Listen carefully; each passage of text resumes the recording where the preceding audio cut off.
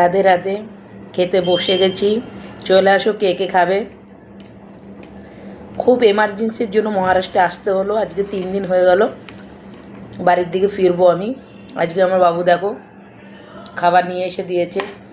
সব থেকে কি জানো, অনেক কষ্ট করে বাচ্চাগুলো মানুষ করেছি, তো এতদিন পরে তাদের যে ইনকামটা, খাবারটা আসছে না, খেতে কিন্তু সেই মজা লাগছে।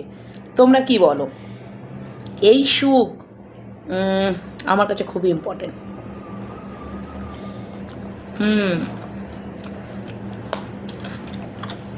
বলে না, রাত দুগ্নি দিন চারগুনি, ওকে তরক্কি দেয়। সব মুসিবত থেকে দূর রাখুক আমার বাবুকে, তাই না?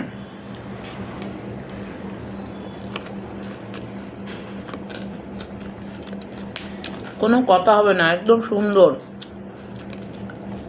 জবাব নেই। দেখো, এই কথাটা কেন বললাম জানো? আমি ফেসবুকে বা ইনস্টাগ্রামে বা ইউটিউবে যতগুলো ভিডিও দেখি,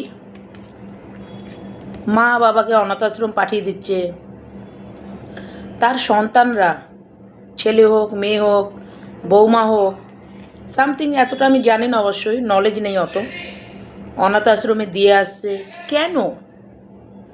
ছোটোবেলাতেই যখন পেলে পুষে তোমাদের বড় করেছে, তারা তো একবার বলেনি ছেলে মেয়ে হয় বুড়াপার লাঠি।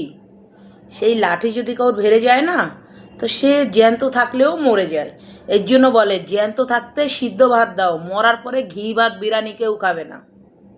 কতটা তোমরা পছন্দ জানি না। রাধে রাধে, ভালো থেকো।